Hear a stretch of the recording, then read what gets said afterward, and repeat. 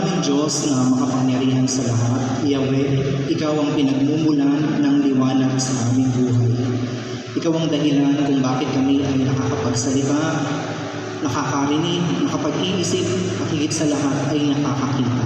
Minsan pa, Panginoon, hayaan niyo po na babuksan ang aming kaisipan at ma-appreciate namin, Panginoon, ang kagandahan ng mga likha mo sa aming paligid. Ma-appreciate namin ang iyong divine protection. In the midst of calamity, kami ngayon ay narito sa lugar na ito at sama-samang nakapagpupuri sa iyo. Minsan pa po, Panginoon, hayaan niyo ang iyong salita ang siyang magbigay ng liwanag. Ano man po ang aming mga katanungan sa aming isipan, salita mo lamang po, Panginoon, ang siyang magiging gabay namin. Sa iyo po ang lahat ng kapurihan at pasasalamat sa pangalan ni Jesus, sa ngalan ng Ama, ng Anak at ng Espiritu Santo. Amen. Kung kayo po ay may dalang Bible, mga kapatid, kayo po ay aking inaaniyahan na ito po ay buksan sa aklat ng mga awit, Kabanatang 146, talatang 5 hanggang 8. Psalm chapter 146 verse 5 to 8. Mapalad ang tao na ang kanyang Diyos na laging katulong ay ang Diyos ni Jacob, sa Diyos na si Yahweh umaasang lubos. Sa Diyos na lumikha niyong kalangitan, ng lupa at dagat at lahat ng bagay. Ang kanyang pangako ay maaasahan. Panig sa naaapi kung siya'y umatol, may pagkain handa sa mga nagugutom. Pinalaya niya ang mga nabibihag, isinauli ang paningin ng mga bulag. Lahat ng inapi ay itinaas, ang mga hinirang niya ay nilinaw. Mga minamahal kong magulang at kapatid, ito po ang mga salita ng Diyos. Sige po, palakpakan po natin ang pagkakabasa po ng kanyang salita. Praise the Lord! Yan ba ang palakpak ng mga mag-anniversary? Okay, pwede na po kayong magsiupo sa presensya ng Panginoon. Happy anniversary po mga kapatid. Ayan. Pangilang year na nga po ang inyong celebration? 33? Ayan, kaedad ko lang. Joke. Pag-aaralan po natin ngayon ang isa po sa mga talata o mga awit na isinulat po ni David. Kung atin pong pagninilayang maigi, sinasabi niya po ng author dito, ng salmista, na mapalad po ang isang tao na walang ibang pinagmumulan o pinanggagalingan ng kanyang tulong ay si Yahweh lamang. Bakit po kaya ito nasabi ni David? Meron pong instances sa Bible na nung kanila pong nilusob ang lugar po ng mga Jebusites, mga kapatid ko kay Kristo, meron pong sinabi si David na even blind and lame people ay kailangan pong mamatay sa taba. So, pwede ba nating sabihin na napaka-brutal naman ni David? Wala siyang patawad na kahit bulag, kahit pilay ay kanyang ipinapatay. So, galit ba si David sa mga taong may kapansanan? Galit ba si David sa mga taong bulag o pilay? Hindi po mga kapatid, sapagkat nung si David po ay naghahari na, ang isa po sa mga anak ng kanyang mahal na kaibigan na si Jonathan, meron po siyang naging anak na pilay, si Mephibosheth mga kapatid, at ito po ay pinagpakitaan niya ng kagandahang loob. Pero bakit po doon sa ibang talata ay yung mga pilay at mga bulag ay ipinapatay po ni David? Hindi po dahil sa kanilang capability o hindi po dahil sa kanila pong kapansanan ng pagiging bulag o pagiging pilay mga kapatid, kundi sa kanila pong kalagayan ay nagawa pa rin nilang laitin ang pangalan ng Diyos. Kaya isa po sila sa mga ipinapatay ni David kahit pa nga sila ay bulag at pilay. Ngayon, sinasabi po ng salmista dito po sa verse na ating binasa na mapalad ang tao na umaasa sa Diyos sapagkat ibabalik niya ang kanilang paningin. So yung mga tao po na visually impaired, yung mga tao po na meron pong kapansanan, hindi makalakad ng maayos, crippled, papala daw po ang mga taong ito sapagkat ibabalik ng Diyos ang kanila pong kalakasan. Kung sila man dati ay hindi nakakakita, ay bibigyan sila ng maliwanag na pagtingin po ng Panginoon. Alam niyo po, sa Bible, mga kapatid, pag sinabi pong blindness, hindi lang po siya tumutukoy sa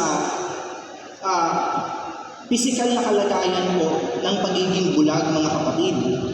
Most of the time, when it used metaphorically, mga kapatid ko kay Kristo, the Bible is telling us na yung spiritual blindness ng tao ay talamak dahil po sa maraming ulit nilang pagtalikod kay Yahweh.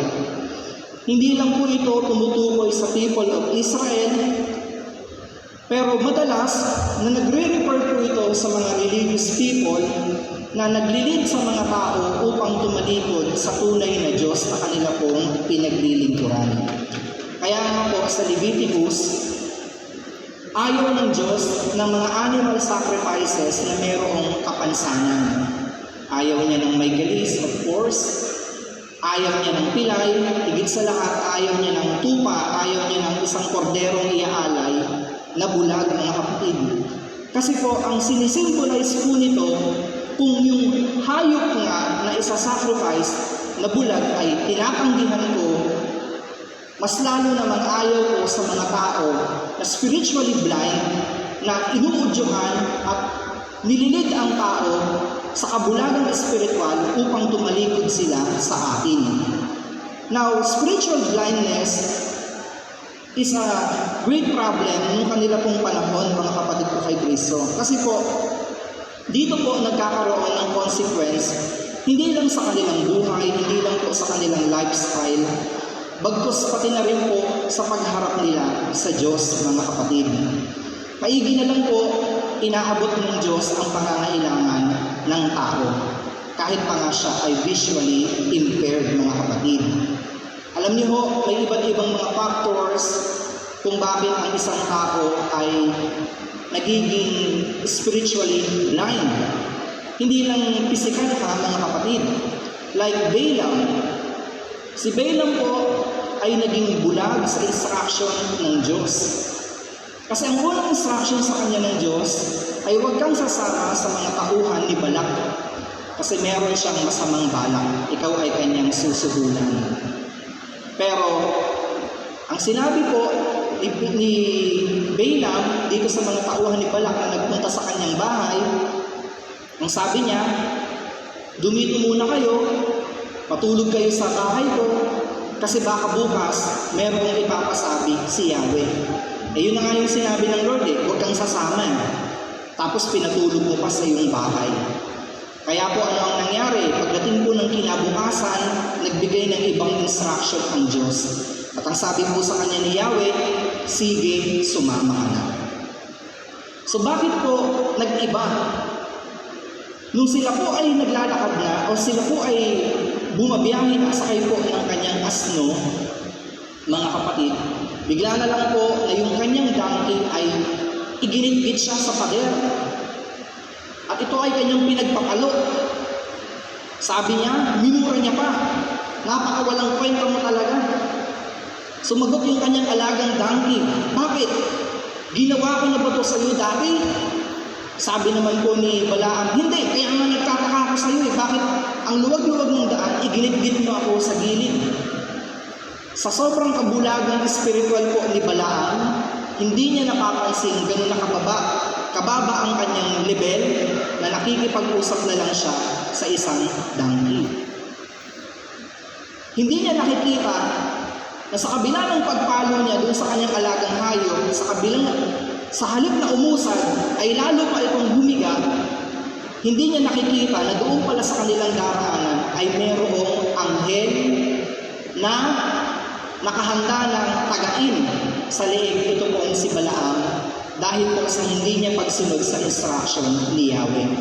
Nabulag po siya doon po sa alok ni Haring Balaam na ginto at pilak. So spiritual blindness is a condition that an individual is unable to see God or understand His message, mga kapatid. Kapag meron po tayong ibang kinikilingan, kapag meron po tayong ibang mas ginugusto kaysa po sa plano ng Diyos, nahihirapan po tayong makita kung ano yung nais ipagawa ng Diyos sa atin pong buhay. Amen? A person who does not see God does not know God. And unfortunately, kapag hindi mo nakikita ang plano ng Diyos sa iyong buhay, hindi ka rin makikinabang sa mga benepisyo nito. Kaya nga po, ang isa pong taong spiritually blind, translated din siya as ignorant, as foolish and undiscerning. Sabi nga po ng 1 Corinthians 2:14, sapagkat ang taong di pinapanahanan ng Espiritu ay ayaw tumanggap ng mga kaloob mula sa Espiritu ng Diyos. Para sa kanila, kahangalan na ngayon at di nila nauunawaan, sapagkat ang mga bagay na espiritual ay mauunawaan lamang sa paraang espiritual. Now, paano po magiging espiritual ang isang tao kung siya po ay carnal, ang kanyang mind or ang kanyang pong pag-iisip? Natural, hindi niya ma-appreciate yung gift na ibinibigay sa kanya ng Diyos kasi meron siyang ibang bagay na gusto. Amen po, mga kapatid. Now, dito po sa ating pag-aaralan, titingnan po natin yung cause ng mga spiritual taong bulag pagdating po sa spiritual. And ano po yung consequence at ano rin po ang gamot or cure sa spiritual blindness, mga kapatid. Now, there are several reasons or causes kung bakit po ang isang tao ay nagiging bulag spiritual. Alam niyo, may mga tao talaga na kahit anong pagmamalasakit ang gawin mo, kahit anong kagandahang loob ang gawin mo na siya ay share ng gospel, hindi niya na-appreciate kasi nga spiritually blind siya. Hindi niya nakikita yung kagandahang loob mo. At ang isang dahilan po dyan ay ang satanic influence. Amen? Maaaring siya po ay under ng satanic influence, mga kapatid. So Satan blinds human minds from understanding good news. Ang isa po sa mga dahilan kung bakit may mga tao na hindi nila na-appreciate ang salita ng Diyos ay dahil binubulag sila ng principalities, binubulag sila ng Diyos ng sanlibutan ito. Walang iba po kundi si Satan. Amen? Sabi po ng 2 Corinthians 4:3-4, kung may tabing pa ang magandang balitang ipinapahayag namin, ito ay natatabingan lamang para sa mga napapahamak. Hindi sila sumasampalataya sapagkat ang kanilang isip ay binulag ng Diyos ng kasamaan sa daigdig na ito. That's why may mga tao na kahit anong ganda ng sermon, kahit anong ganda ng pagpapaliwanag ng pari o ng preacher, hindi nila nauunawaan sapagkat there is a satanic influence. Merong kabulagang espiritual, merong tabing para hindi nila makita ang magandang plano ng Diyos sa kanilang buhay. Amen po, mga kapatid. Naalala ko po yung aking tiyuhin nang hiram sa akin ng mga CD, ng mga talk ng iba't ibang mga preachers, talk ko rin. At meron siyang pinapatugtog palagi na gustong-gusto niya about sa biyenan.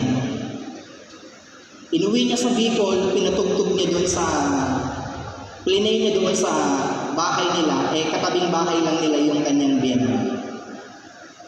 So, yung laman ng sermon ay tungkol po sa kung paano mo pakikisamahan ng iyong biyenan and manugang. At alam niyo po, araw-araw nang galit sa kanya ang kanyang biyenan. Akala niyo ba naliwanagan? Hindi po. Ang naging dating pa sa kanila, pinapatugtog mo yan kasi pinepersonal mo ako. So there is satanic influence. Sa halip na maging maganda, yung dating ng good news ay minamasama ko ng ibang tao. Para bang pag nagpatugtog ka ng ganon, pag pinakinig mo sila ng ganon, sinendan mo sila ng mga verses sa Bible, ang dating po sa kanila ay parang ipinapamukha mo sa kanila na sila'y makasalanan at ikaw naman ay banal. Amen? Another thing, kung bakit po ang isang tao ay nagiging bulag, spiritual, is because of stubbornness. Katigasan po ng ulo. Amen? So, ang tao po, kapag sila po ay tuloy-tuloy na tumatalikod sa Diyos, isa lang po ang dahilan, katigasan po ng loob, katigasan po ng kalooban. Sabi po ng Matthew 13:15, sapagkat naging mapurol ang isip ng mga taong ito, mahirap makarinig ang kanilang mga tainga, at ipinipikit nila ang kanilang mga mata. Kung hindi sana ganon, nakakita ang kanilang mga mata, nakarinig sana ang kanilang mga tainga, at nakaunawa ang kanilang mga isip. Alam niyo po, may mga tao talaga na likas ang katigasan ng kanilang mga ulo. Na-stroke na't lahat, binagyo na't lahat, nagkasakit na't lahat, nabangkarote na't lahat, ayaw pa rin bumalik sa Diyos. Amen? Diba? Kahit ano ng dilubyo ang naranasan, talagang matigas ang loob, matigas ang ulo na bumalik sa poder ng Diyos. Kasi po, di ba, minsan may mga tao na alam nila sa kanilang sarili na kapag ang nangyayari sa kanilang buhay ay mabigat na, alam nilang hindi na yung tama, talagang bumabalik na agad sila sa presence ng Lord kasi alam nila na ikakapahamak nila yung katigasan ng kanilang loob, ng katigasan ng kanilang ulo kung sila ay magpapatuloy sa ganong klase ng pamumuhay. Amen? Another thing, kung bakit po nagiging spiritually blind ang isang tao is because trapped siya sa kanya pong laman or being trapped by lust, mga kapatid. Ano nga ba yung Tagalog ng lust? Pita. Amen?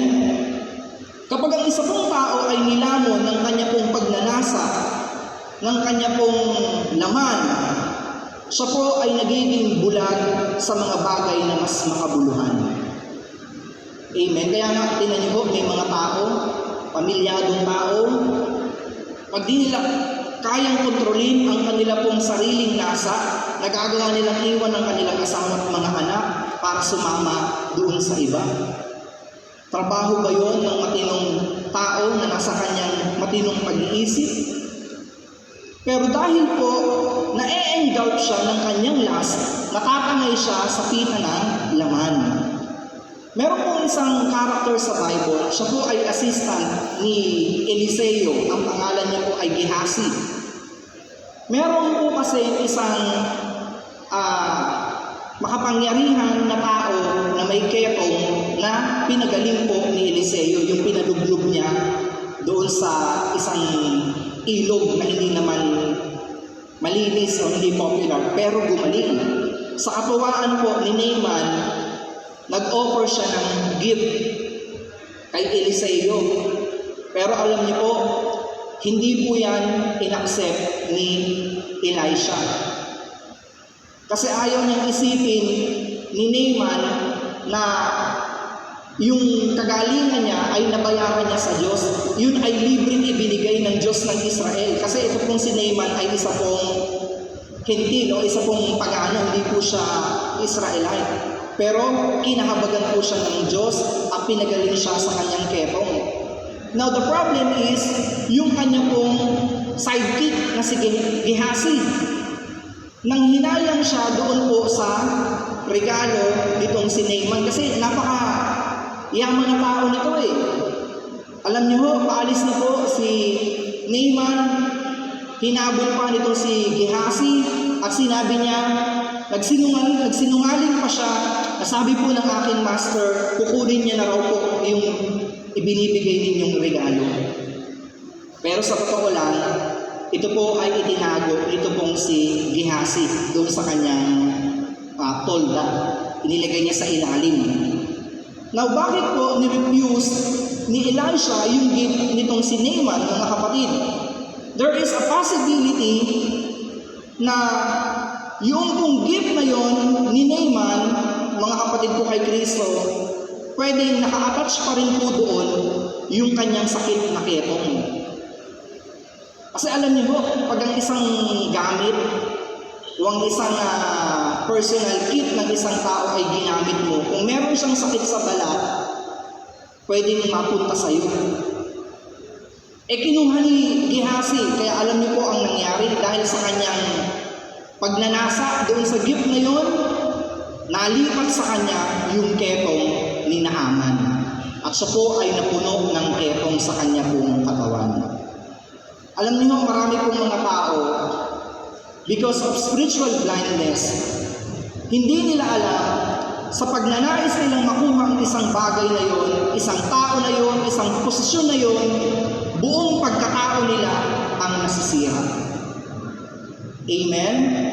Na nung dati, hindi pa naman sila nakaposisyon sa ganun, very humble. Pero ngayon, nung nakuha na nila yung posisyon na yon, very humble na. Amen po, mga kapatid? And another thing kung bakit nagiging bulag ang isang tao spiritually, alliance to false teachers and prophets. Mahilig makinig sa mga bulaang propeta. Amen? Ang isa pong tao na mahilig makinig sa mga false teaching ay namumuhay at lumalakad po sa kadiliman. Sabi po ng Matthew 15:14, hayaan niyo sila.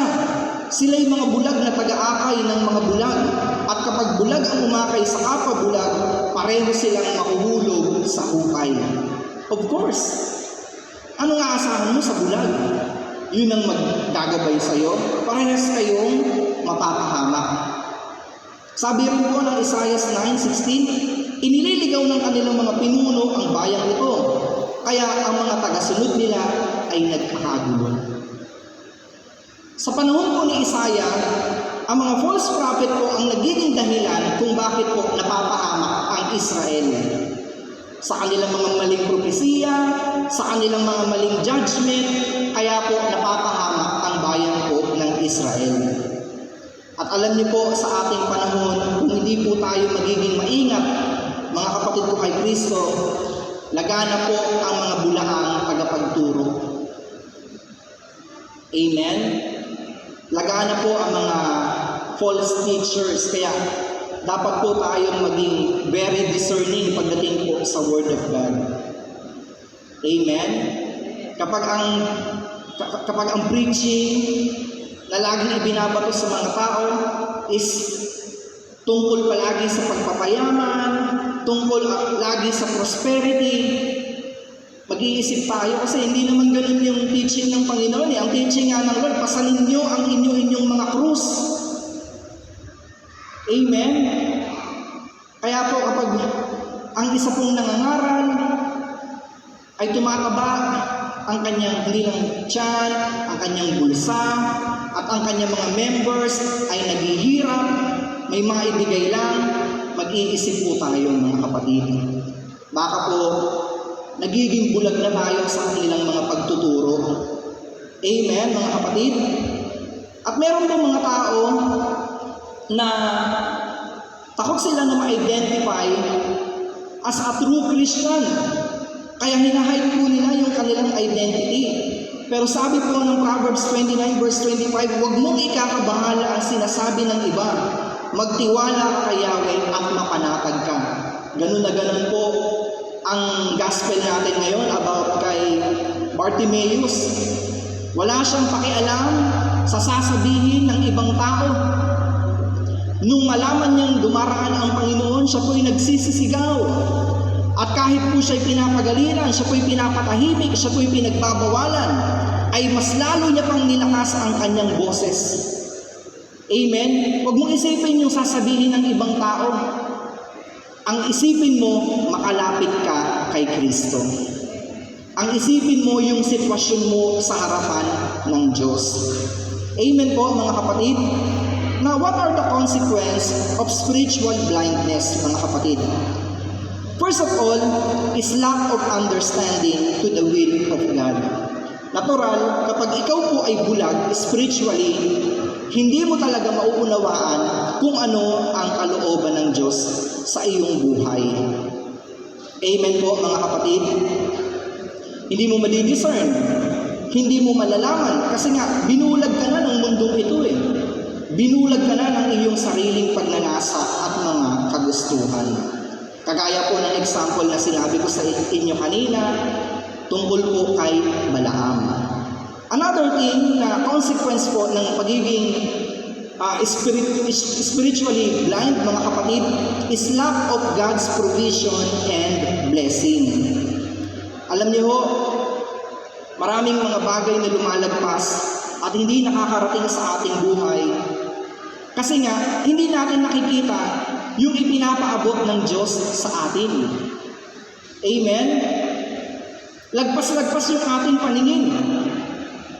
Meron pong isang kwento lang naman ito. Nagkaroon ng bagyo, nagkaroon ng isang dilubyo, umakyat na sila sa bubong sapagkat tumataas na yung baha. Dumating na yung mga rescuer, hinahagisan sila ng jacket, pinapasakay na sa bangka, ngunit tumatanggi yung tao. Sabi niya, hindi, ililigtas ako ng Diyos ko. Masyadong hyper, masyadong spiritual na wala sa lugar. Maya-maya, bumalik yung mga nagre-rescue. Kasi pataas na ng pataas yung tubig, maaabot na yung bubong na kaniyang kinakatayuan. May dumating ng jet ski, hindi pa rin siya umangkas. Nagpadala na ng helicopter, hindi pa rin siya sumabit doon sa ladder na inihulog. Hanggang ang lalaking ito ay iniwanan na at nalunod. Now, pagdating niya po sa kabilang buhay, sinumbatan niya ang Diyos.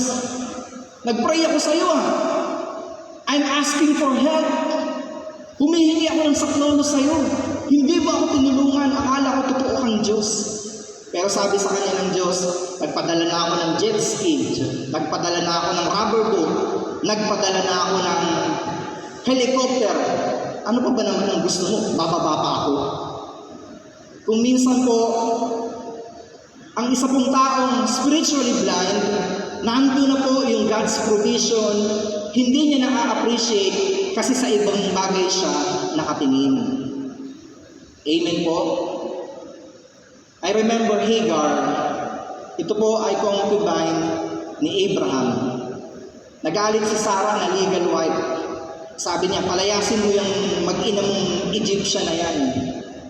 So ito naman pong si Abraham, dahil takot sa asawa, takusa, pinalayas si Hagar at si Ishmael.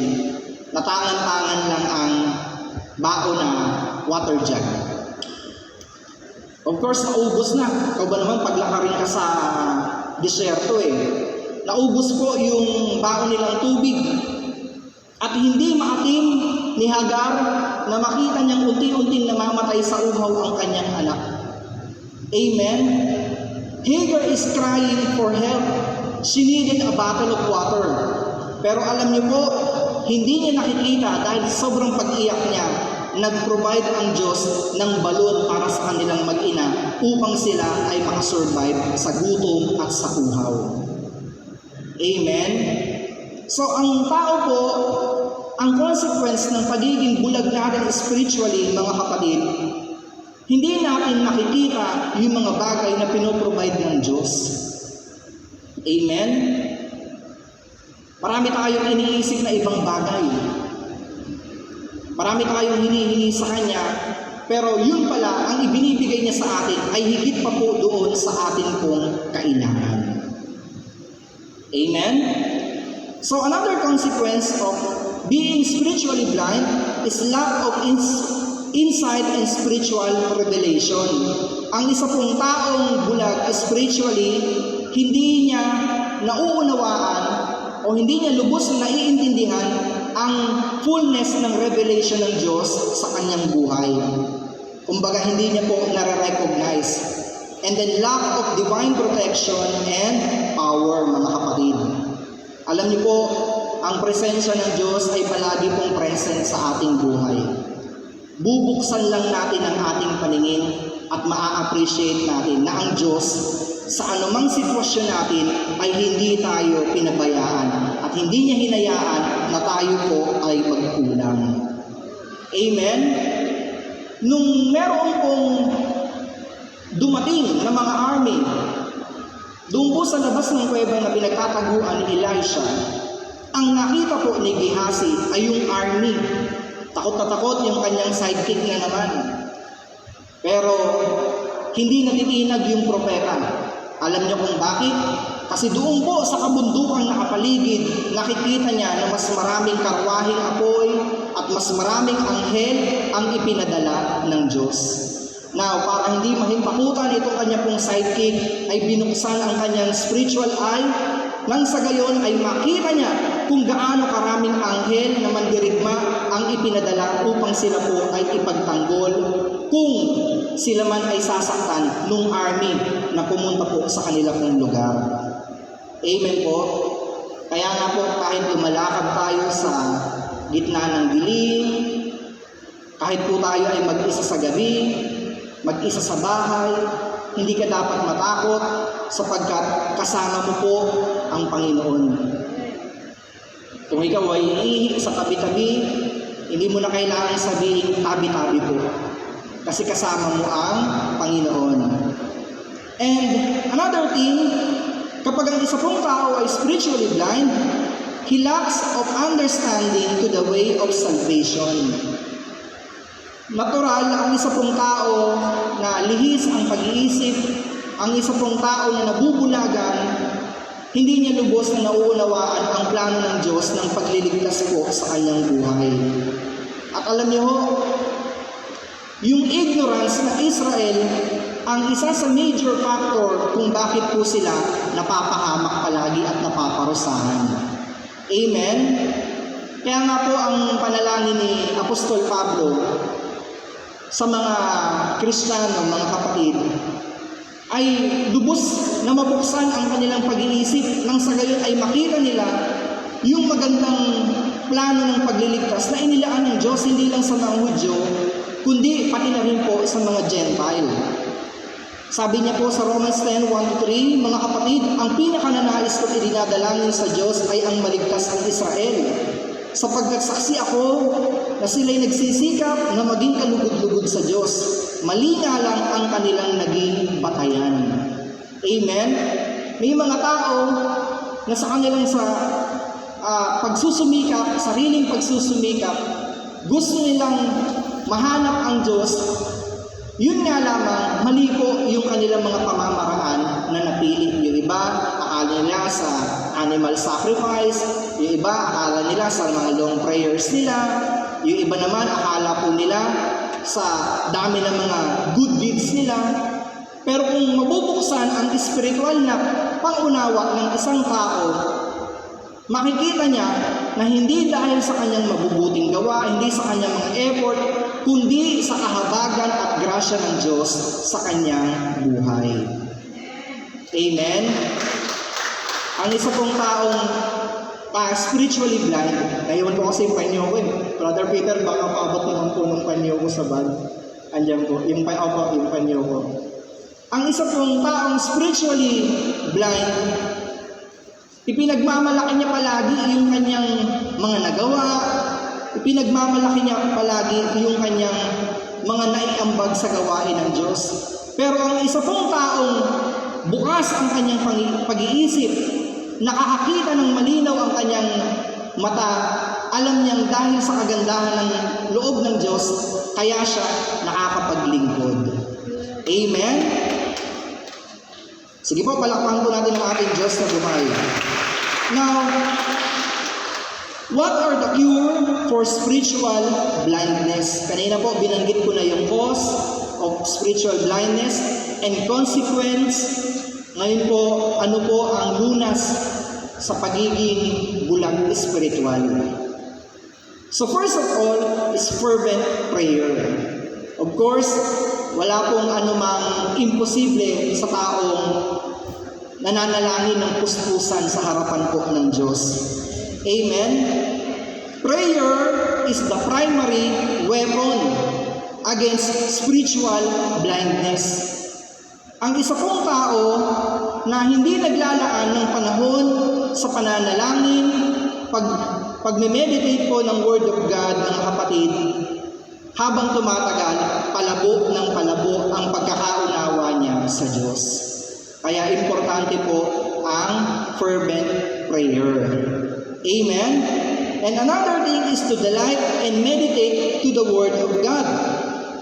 Kasi po, bakit kailangan mong ibabad ang iyong sarili sa kanyang salita?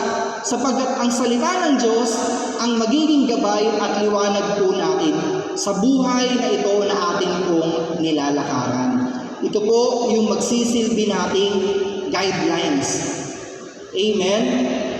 Kaya po ang isang tao na walang pagkakaunawang lubos pagdating po sa salita ng Diyos, sablay ang mga desisyon sa buhay. Pag nagkamali, uulitin niya na naman para bang hindi siya natututo. Yung kanyang mga decision makings ay hindi mo mawarian.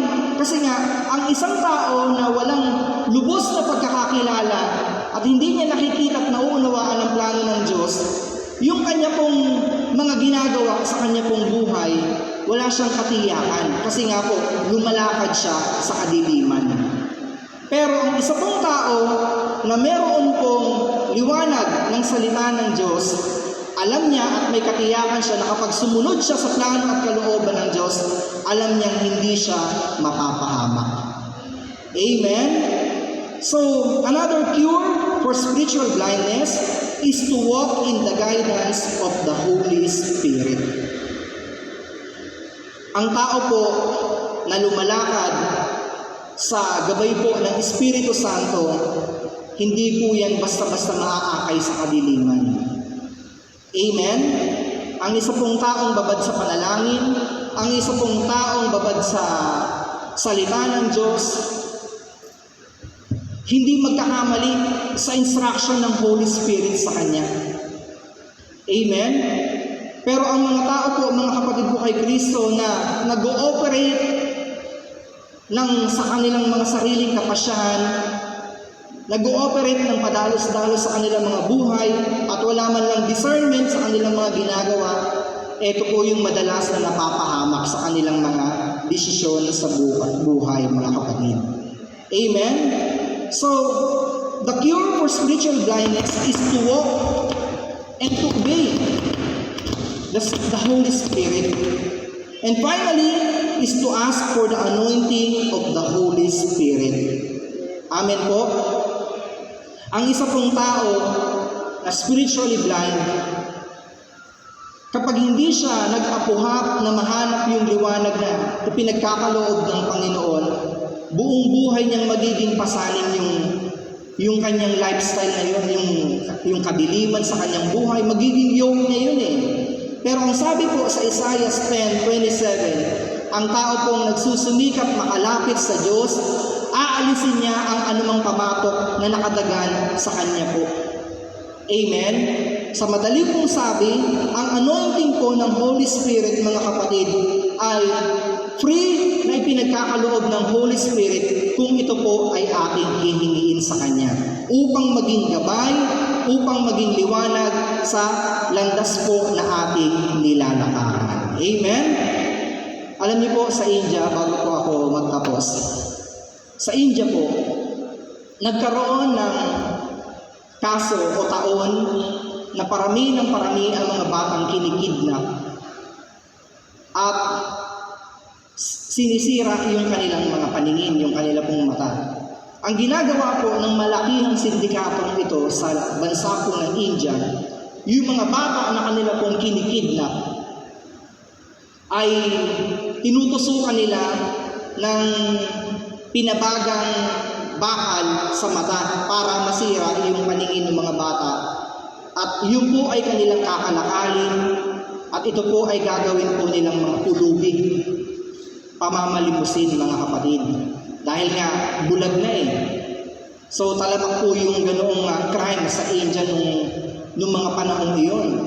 Pero po sa kagustuhan ng mga dayuhan na nakaalam po ng ganoong sistema sa India, kumalap sila ng maraming investigation at humingi sila ng tulong sa mga taong pwedeng makasumpo sa crime na ito. Kaya po, ngayon, nabawasan na yung mga taong may pasok ang mata sa India. Amen? Alam niyo ho, ang kaaway, ganun din po ang ginagawa sa mga tao. Pag wala po ang divine protection ng Diyos, pilit niya tayong ninanakaw, kinikidnap sa poder po ng Panginoon at binubulag ang ating mga mata para pagmukain tayong kawawa. Amen? Para magmukha tayong beggar. Samantalang, ang ating pong posisyon sa harapan ng Diyos ay dapat may honor, may karangalan. Pero dahil nga po sa gawa ng kaaway, gusto niya tayong maging spiritually blind at lumakad ng lihis sa kalooban ng Diyos. Pero salamat na lamang po sa pag-ibig ng Diyos dahil tayo po ay Kanyang hinanap at natagpuan ng Kanyang pagmamahal. Amen? Tayo po ay magsitayo sa Kanyang presensya at tayo po ay tumawid sa Panginoon. Alam niyo po ba yung kantang natagpuan? Natagpuan ng iyong pag-ibig na dakila doon sa krus. Ako'y iyong pinalaya. Ang patlahin na natin. Jesus, ako'y aawit na walang hanggang pagpupuri. Ang puso ko'y sa'yo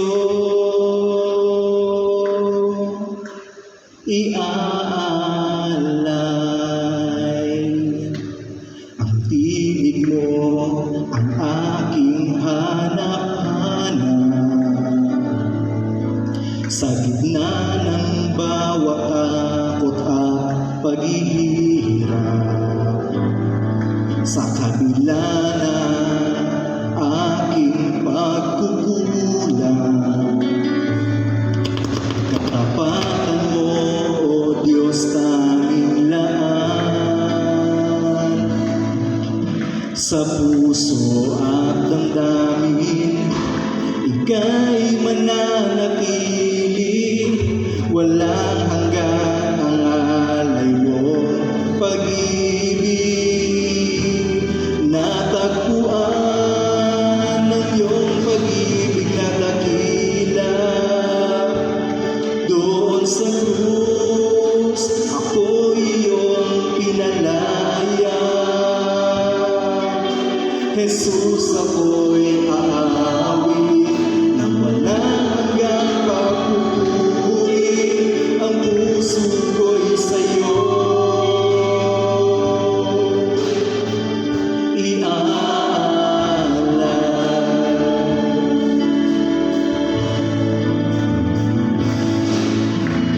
Panginoon, ikaw ang kaagapay. Kabutihan mo sa akin di nagkukulang. Panginoon, ikaw lang ang kailangan. Magpakailanman sa'yo ako'y mananahan. Sa puso at damdamin, ika'y mananatili. Walang hanggan ang alay mong pag-ibig. Natagpuan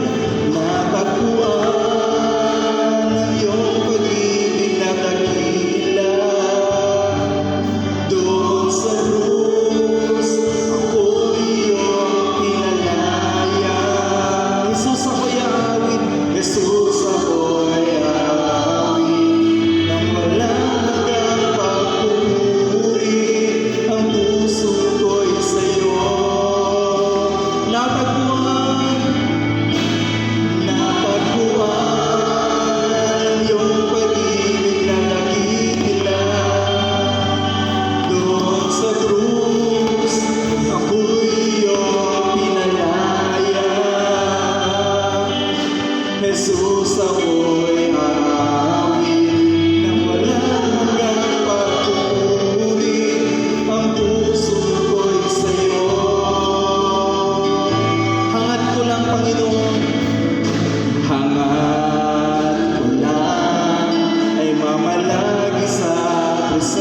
presensya mo natagpuan.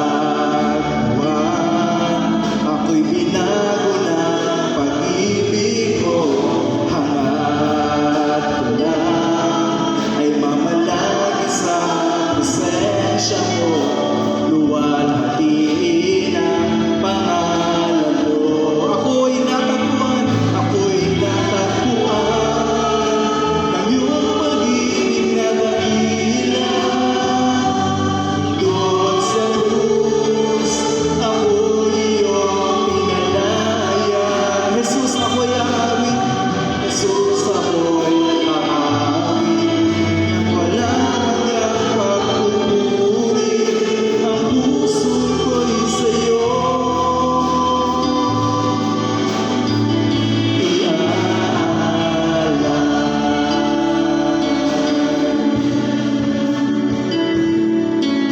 ang puso ko'y sa'yo iaalay. Lakas na palakpak sa ating Diyos na buhay. Praise the Lord! Thank you, Jesus. Thank you, Holy Spirit. Salamat po sa Panginoon. Happy anniversary po sa inyong lahat.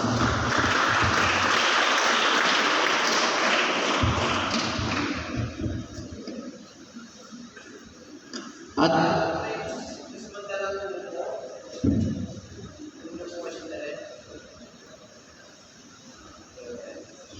sound check.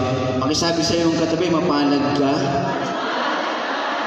dahil ikaw ay natagpuan ng Panginoon at iniligtas. Amen? Palakpakan natin si Yahweh El Shaddai. Ngayon po, tawagin po natin ang ating mga kapatid mula sa Sacred Heart Parish upang samahan tayo muli. Sacred Heart Parish tayo